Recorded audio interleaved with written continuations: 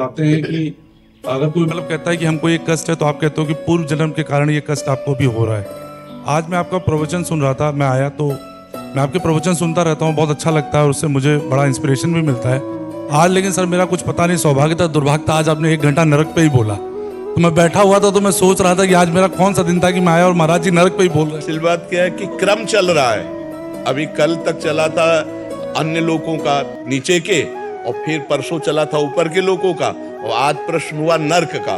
तो नर्क का चल रहा था, अब उसे दुर्भाग्य न समझ के अपने को ये देखना है कि हम में वो आचरण तो नहीं जिससे नर्क जाते हैं। तो एक उसी में एक सवाल मेरे मन में आ गया था, वहीं बैठे बैठे आया था। महाराज जी अगर आपकी आज्ञा हो तो पूछूं मैं।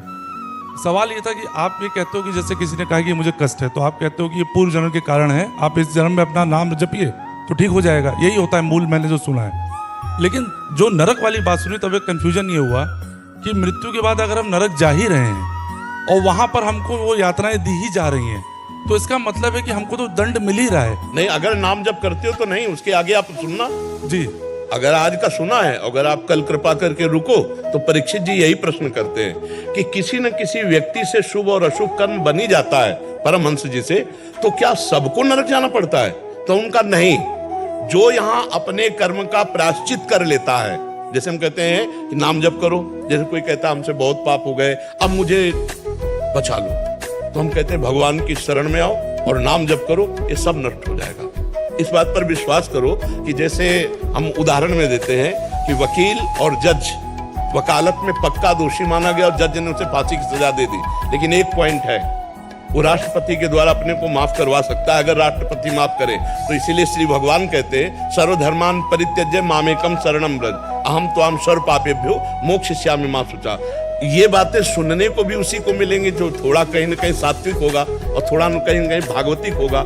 अगर वो ये स्वीकार कर ले कि हे भगवान मेरे से बहुत सी गलती हो गई और नाम जप करे, तो निश्चित वो नरक नहीं जाएगा, भगवान को प्राप्त होगा। ऐसा नहीं कि अब हमें जब नरक की सजा मिलनी तो मैं भजन क्यों करूं? नहीं, ये भजन उसका ये है कि शास्त्र की बात को थोड़ा लंबा सुने।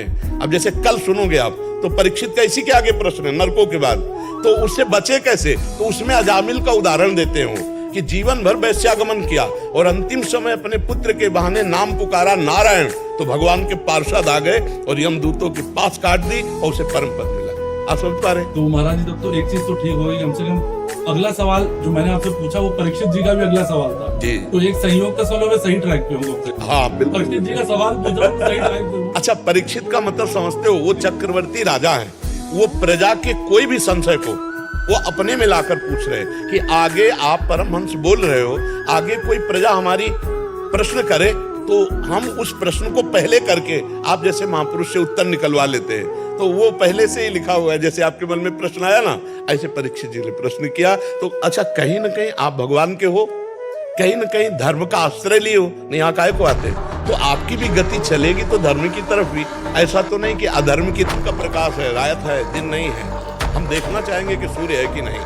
और एक होता है कि भगवान आपने कह दिया, उसे शरणागति कहते हैं। तो शायद अभी बुद्धि के साथ थोड़ा ज्यादा चल रहा हो सकता है कि वो शरणा वाली आ जाओगे वो जब फिसलेगी बुद्धि ना, तो शरण में ही आ जाएगी, क्योंकि धर्म में है। अधर्म में बुद्धि तो अधर्म की तरफ भागती, धर्म में ही फिसलेगी तो भगवान ही धर्म स्वरूप है, वो भगवान संभाल लेते हैं। आपको सुनते रहते हैं तो बहुत जिज्ञासा। पहले इस बात का समाधान पाइए। आपने पूछा कि पूर्व जन्म का जो कर्म है वो आप कहते हो नाम जप करो तो नष्ट, आपको समाधान है इस बात का? समझा दो। हाँ, इसको और समझना है कि जैसे बालक जो है माँ के गर्भ से निकलता है, उसकी एक आंख खराब होती है। क्यों खराब होती है? सबको 2 आंख दी, उसकी एक आंख, तो पूर्व में उसका कोई कर्म है ना। बालक गर्भ से ही बीमार पैदा होता है, या एक धनी के यहाँ पैदा होता है या एक गरीब के यहाँ, तो हम इससे शास्त्रीय पद्धति से देख सकते हैं कि पूर्व कर्मानुसार इसको संयोग मिल रहा है। क्योंकि जैसे अब आप कोई कर्म करो, दंड मिले, तब तो माना जाएगा ना कि आपने कर्म किया, दंड दिया। वो कर्म लायक ही नहीं, दंड उसको मिल गया, इसका मतलब कपड़ा बदला है, लेकिन जो इसको पहनने वाला है वो पूर्व से बहुत कर्म किए हुए है, उसको दंड मिल रहा है। जैसे जेल की वर्दी अलग मिलती है ना, ऐसे ही कर्म भोग की, शरीर की अलग अलग। कोई बहुत धनी परिवार में जन्मा, कोई निर्धन परिवार में, कोई बहुत बुद्धि वाला, कोई मंद बुद्धि वाला, तो इन सब लक्षणों से लगता है पूर्व जन्म का कर्म परिणाम ही जीव के शरीर आदि और सुख संविधान को रचता है। अब इस जन्म में हम पशु थोड़ी कि पूर्व के कर्मों को भोगते रह जाए। अब हम ऐसे नवीन कर्मों का अनुष्ठान करेंगे, भागवतिक कर्मों का, जिससे पुराने कर्मों को विध्वंस करके हम भगवत प्राप्ति करें, हम महान स्थिति को प्राप्त हो, क्योंकि महान परमात्मा के अंश है। प्रायः उपदेश का यही स्वरूप रहता है जो आपको बताया है।